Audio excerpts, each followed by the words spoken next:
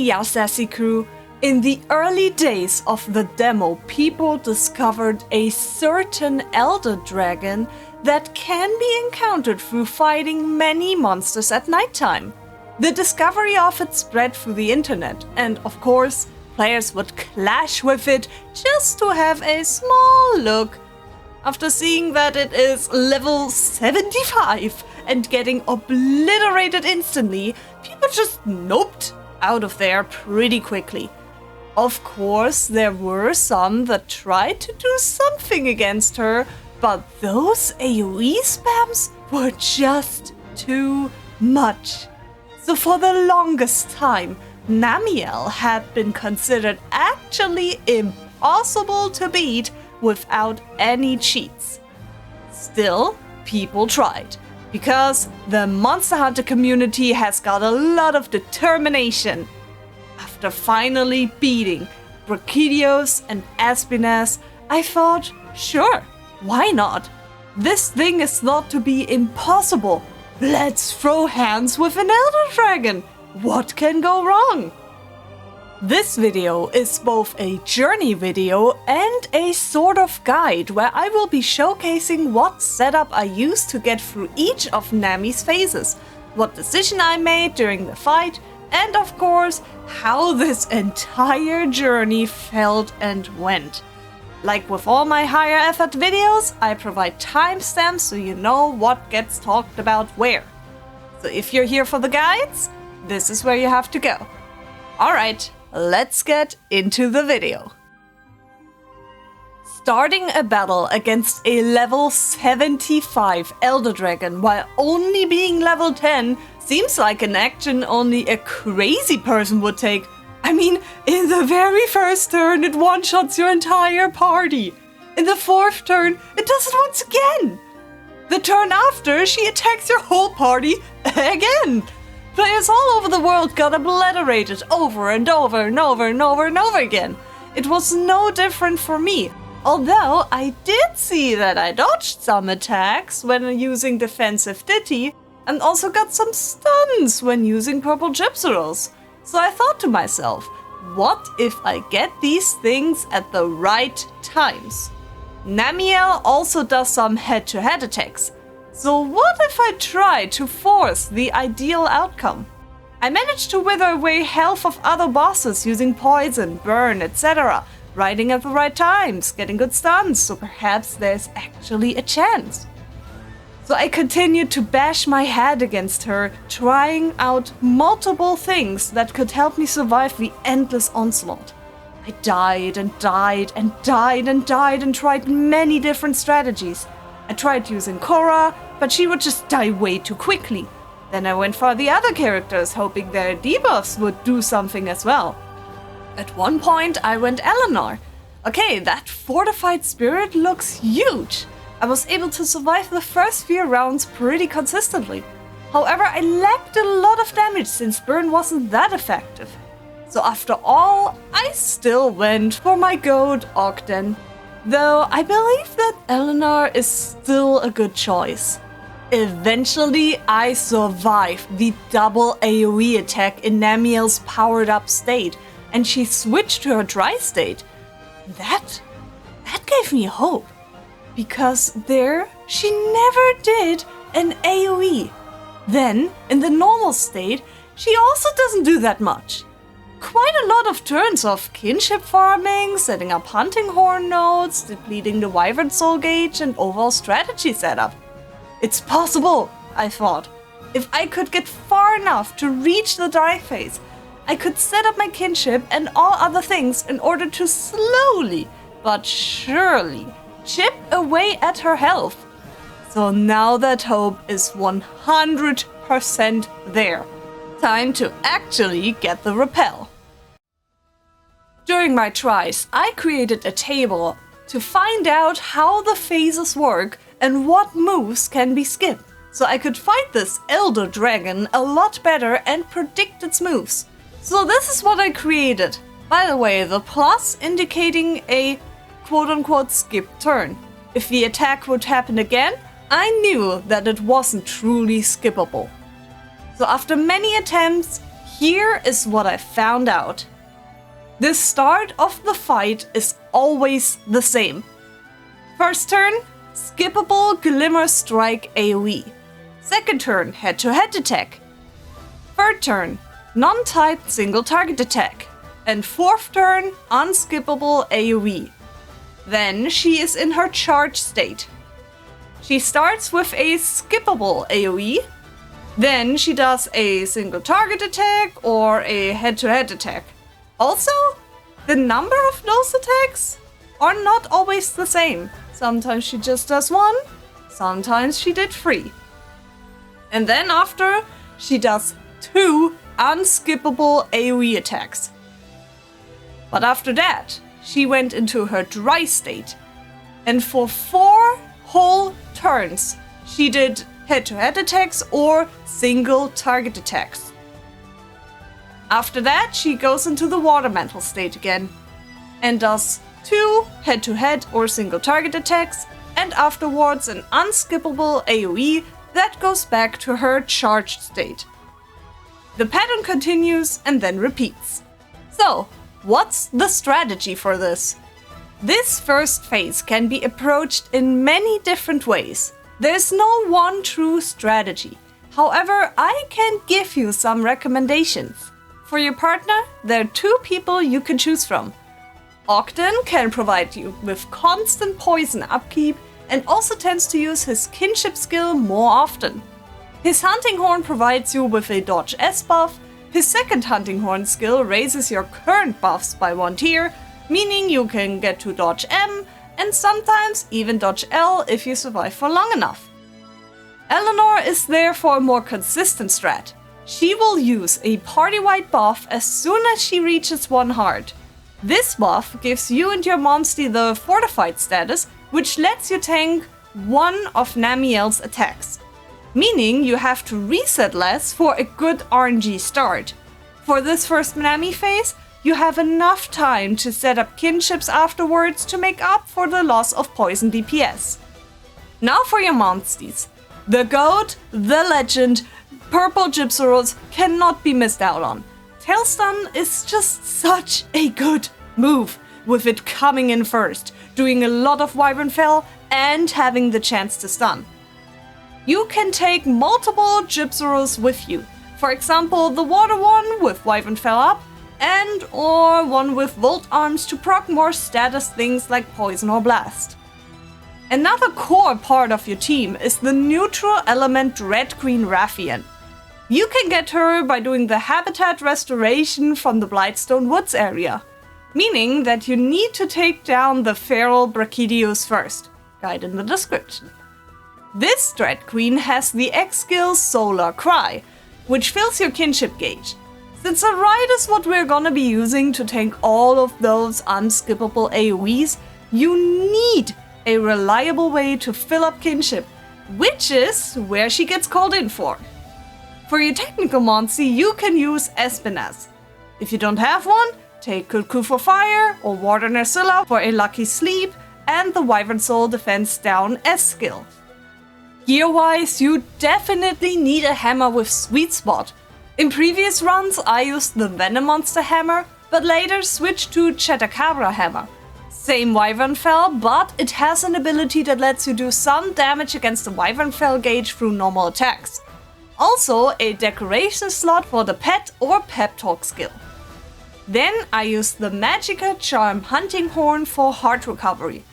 Last comes a bow slot. For my early runs, I use Namielle bow for accuracy down, but you can also use the Anjanath bow in order to get huge blast damage.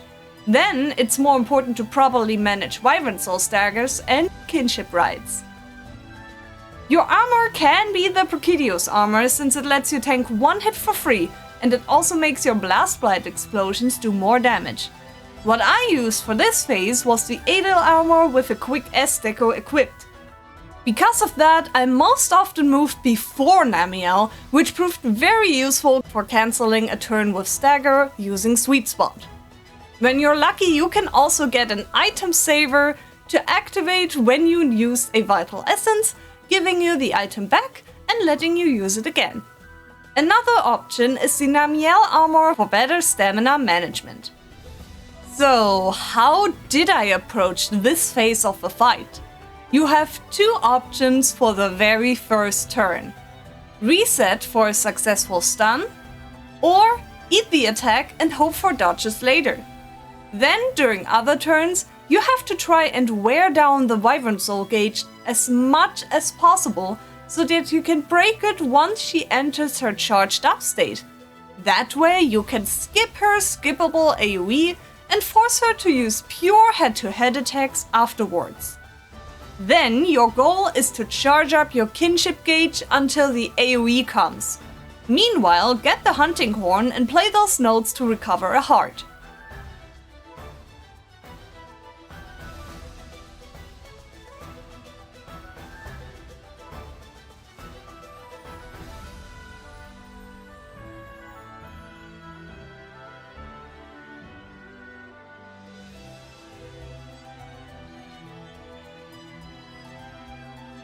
If you're playing the accuracy down bow and don't see yourself recovering the heart with the hunting horn quickly enough, use the bow to reduce Namielle's accuracy. Survive until the dry state so you can charge the gauges again. Now it's a matter of gauge management and kinship charging while getting those hunting horn notes for heart recovery. If you already have 3 hearts and also all the notes are stored up, you can dedicate your newfound time into using your bow or to do more hammer attacks. You want to try and topple Namielle when she is either going to switch to her charge state or during the charge state, before she does her double AoE. Try to stagger her whenever she is about to use a skippable AoE attack. Small tip, when you have 3 hearts, not stored up, and you know that you wouldn't have enough kinship for 3 AoEs, you can decide to tank 1 AoE and just recover the hearts later. When you're close to toppling her, but she wants to do an AoE spam, use a kinship attack, as this gives you 1 free turn for you and your partner to attack the Wyvern Soul gauge. Then you can use Tail Stun and Sweet Spot to give the gauge the rest. Once you reach around 70%, you can get the repel on Namielle once you use all 3 hearts. You can also push it further to 50% like in the one run I did. Until 50%, Namielle stays in phase 1. During that 3-hour battle against Namielle, I was filled with hope. Hell yeah, I can do this! Contrary to popular belief, it is actually possible. Sure, it takes a very long time, but if I just keep this rhythm up, I can manage it. However, past 50% health, I notice different patterns. And worst of all attack cycles are shortened, especially the dry phase that is usually used to charge up your kinship. Now only lasts 2 turns, and one of which is an AoE. A cancelable one, but still an AoE. Dang.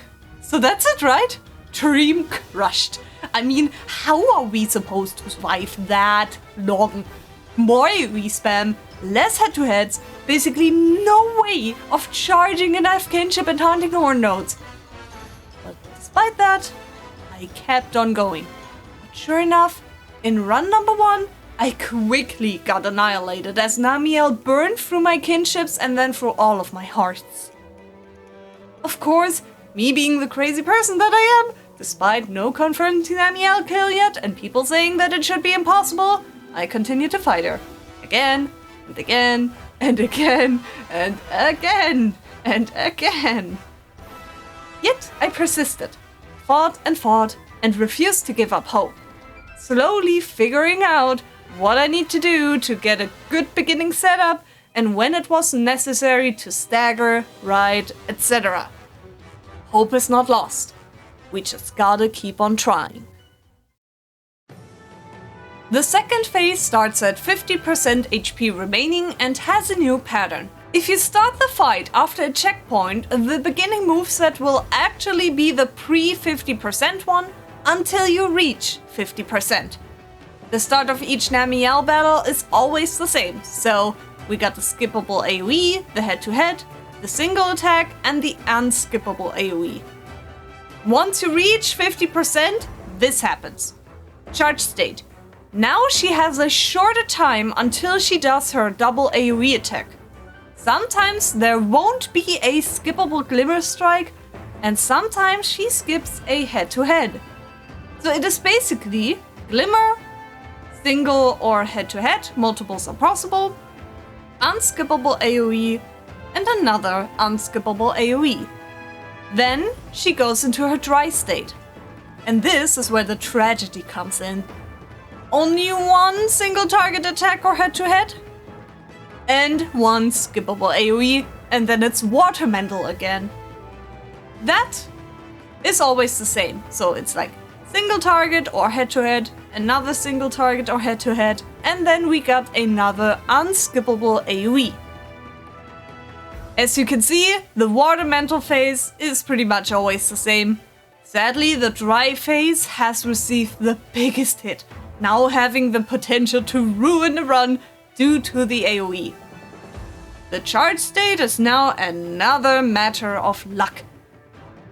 You have to hope that the Glimmer strike gets skipped instead of a head-to-head attack. So what's the plan here? Weapon-wise, you have the same choices as with the first phase.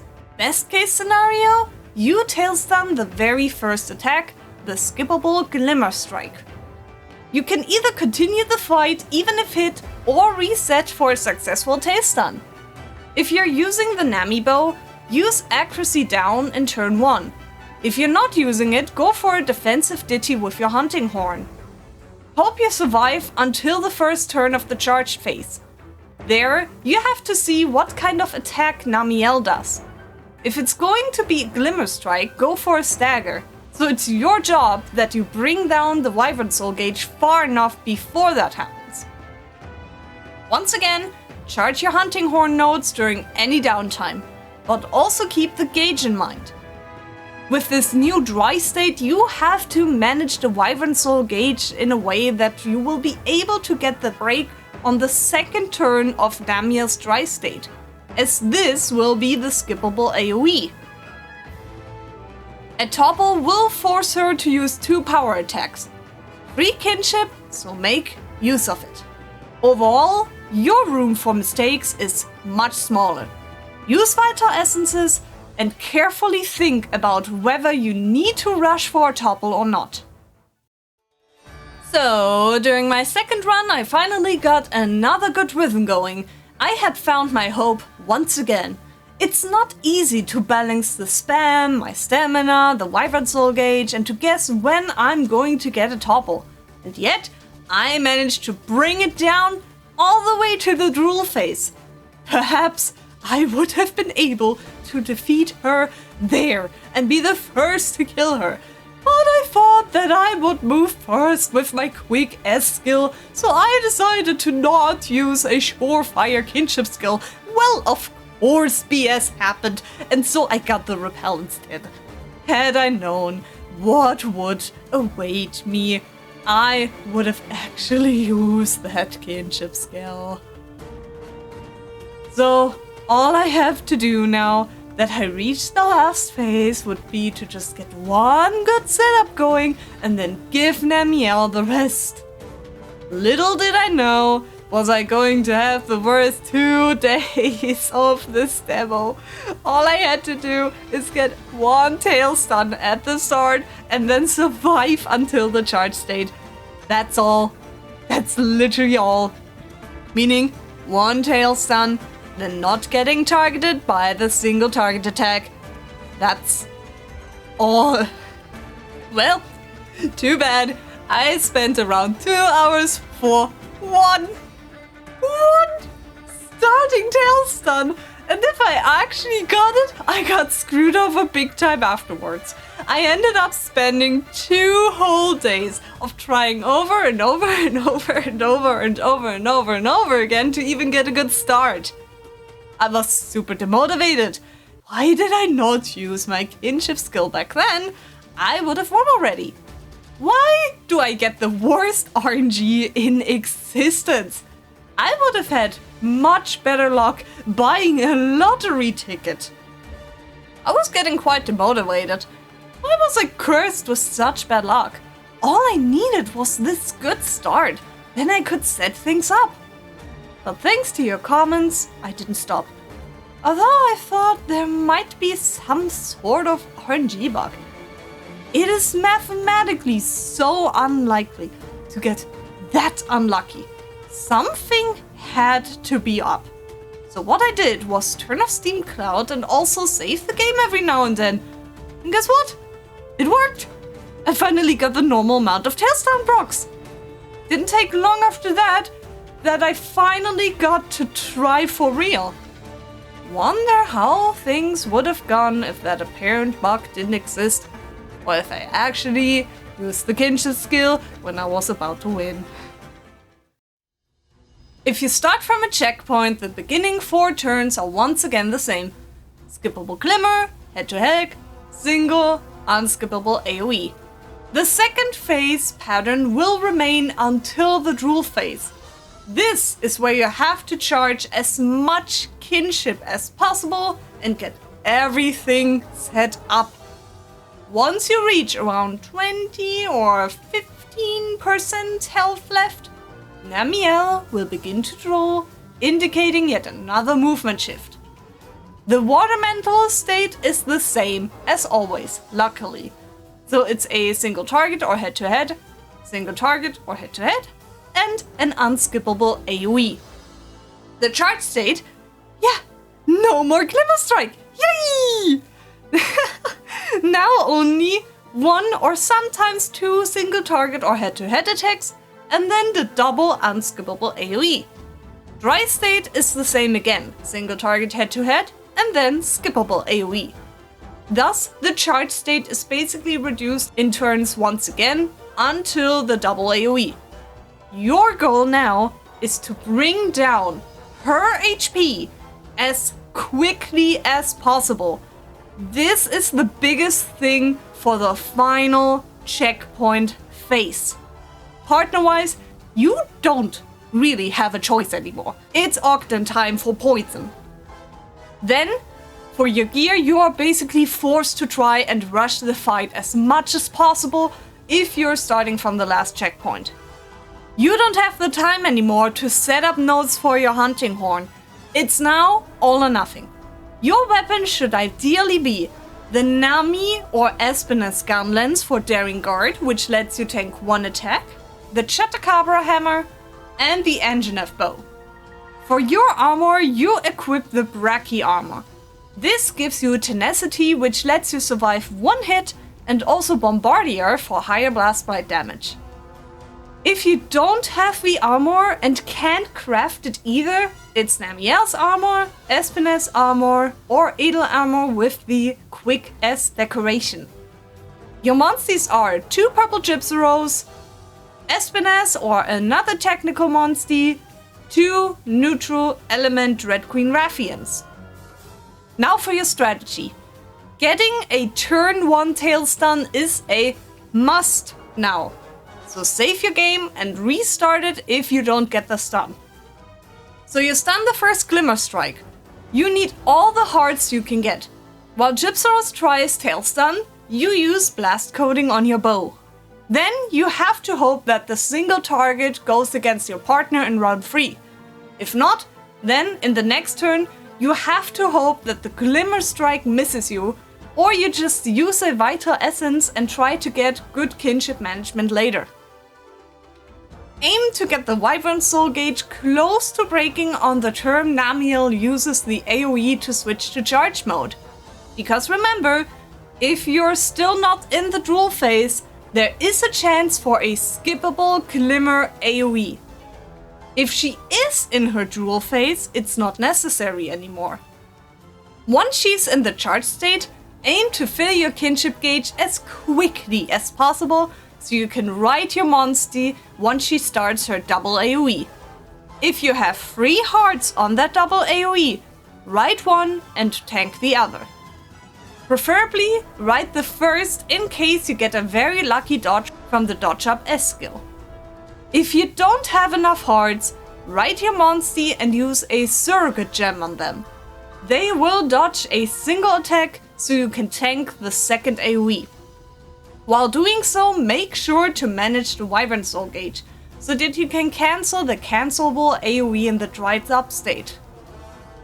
For your topples, you want to do it once again, either right before she does the AoE to switch to her charge state, or during the charge state. In order to be successful in your kinship management, you need to basically look into the future.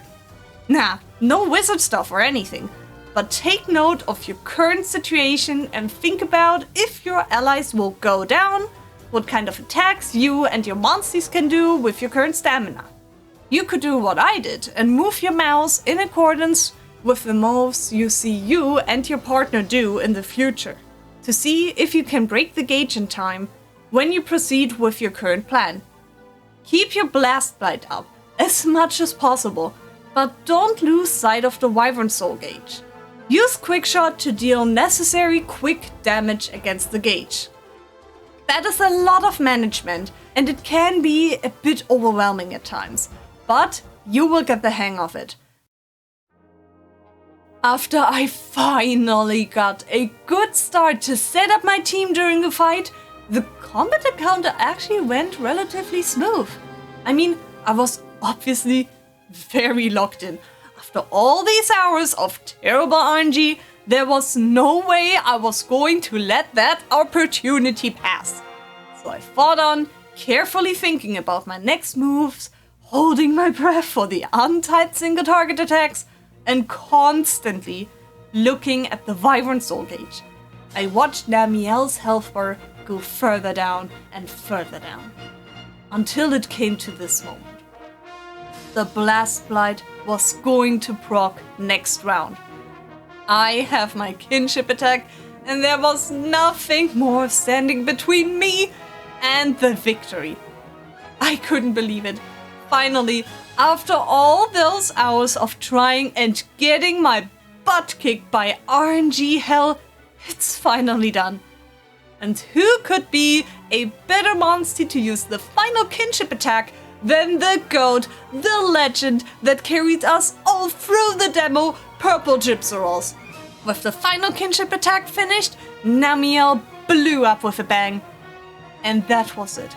It's down.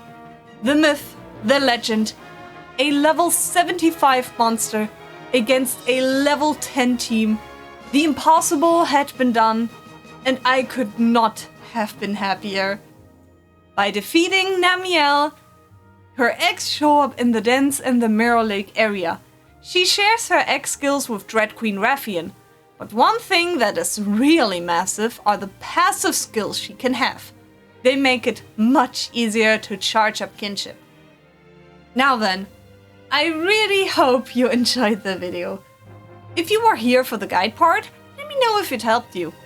I spent a lot of time on this video, so any support is really appreciated. Anyways, thank you really much for watching, guys, and I'll see you guys next time. Bye bye!